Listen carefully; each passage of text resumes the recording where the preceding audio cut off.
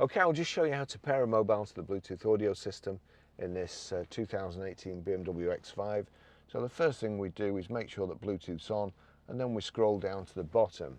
Over here you've either got menu where you can go to comms, menu communication, so that's communication highlighted, or if I just go back, I can't see it from here, but there's a communication button there. Click communication. Nothing there. We need to be over on this, on the menu at the right hand side. So we knock the iDrive across, and there we have connect new device. Click connect new device. We're watching out for the bottom here. We want telephone, Bluetooth. I don't want apps, so we'll click telephone. We're watching out for BMW 78745.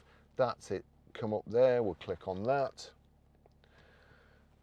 Connecting to Bluetooth device, compare this number with the number displayed on the Bluetooth device, 874153 it is. So we'll click pair there and click OK there. It's checking the pass key, allow contacts and favorites to sync, allow.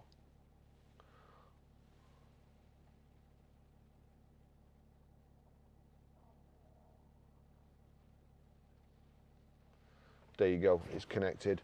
And if I just go up here, BMW 787 connected. That's how you do it.